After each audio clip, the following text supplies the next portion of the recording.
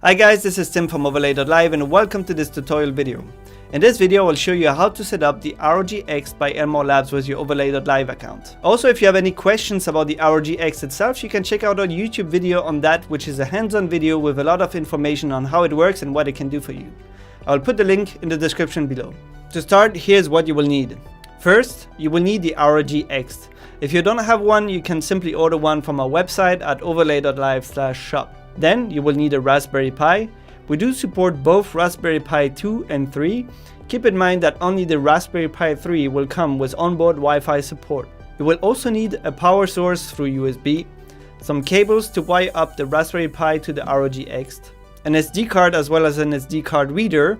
For the size of the SD card, 8 GB is the minimum requirements, but anything larger will work as well. And a compatible ASUS ROG or Strix motherboard. Here, any board with ROG-X onboard headers will do. I'm using my Maximus 9 Apex board. Okay, so the first step is about preparing your SD card with the right software to operate the ROG-X as a managed device. Head over to your user dashboard at my.overlay.live and log in with your own user credentials. Then we click on the Add Managed Device button here at the top of the sidebar. This opens a configuration wizard on the right. In my case here, I'm going to use the Raspberry Pi 3 over Wi-Fi, so this is the one I select. Then we will be using the ROG-X as a managed device, so we select that. And finally, last configuration step, we are asked to choose what type of networking will be used. Something important to know here, because Overlay.live runs in the cloud, you must have a working internet connection on whichever network option you select. I am choosing Wi-Fi and enter my Wi-Fi SSID, which is the name of my wireless network. And of course the password. To complete the process, you click on Generate, and here you may have to wait a little bit. At this stage, our servers prepare a fully configured image for you. That image will be able to boot up and automatically register the ROG-X managed device to your own Overlay.live account, with zero configuration needed on your end. As soon as the image generation is done, we can click the download button to get the file. The image will be compressed to zip to reduce its size. Note that it's not necessary to extract the file of its zip archive before using it. While the file is downloading, we can prepare what's needed to write the image to your SD card. We will be using a software that works for PC, Mac and Linux called Etcher. It's free and you can download it from etcher.io. Once Etcher is installed, open it and insert the SD card into your reader. Then select the zipped image you just downloaded and click Flash. If you want to speed up the process, you can disable the final verification step in the settings. The flashing process is fairly short. Ultimately, Etcher should eject the card after the writing is complete. If you are using Windows, it's possible that you may see some alerts asking you to format the drive. Don't do anything here, simply close those alerts. This is because some partitions on the SD card are now Linux partitions for the Raspberry Pi and Windows isn't able to read them. Now it's time for our first boot up. We insert the SD card into the Raspberry Pi, we make sure to connect the Raspberry Pi to the ROG-X and connect the ROG-X to the ROG-X header on the motherboard.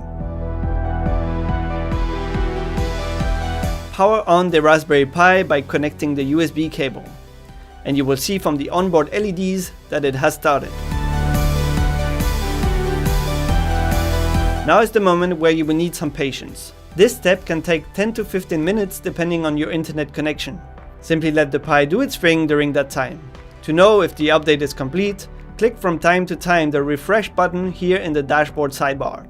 We are currently working on a solution to ship images preloaded with the latest packages to reduce first boot up time. So expect some improvements in the near future. You can see it here in the sidebar and you can also edit it to customize its name. Since our device is online, we are able to monitor here the raw readouts from each sensor.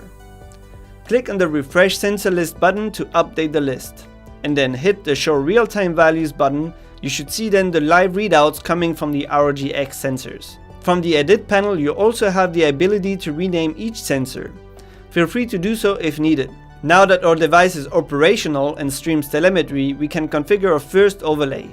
In the sidebar, click the Add Overlay button. Give it a name and save. Then to add a sensor, you can select from the Add Sensor drop-down the one you wish to add.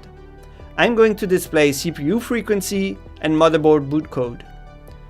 The green screen will act as a transparent background, so you don't have to worry too much about where you place your sensors on it. You can double-click each sensor to customize its appearance. I'm going to change the font size and color so we can see it well.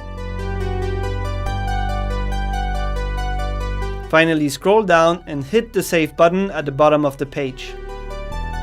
For our streaming software, we will be using OBS. I already have some input set up here and I just need to complete the setup with my overlay.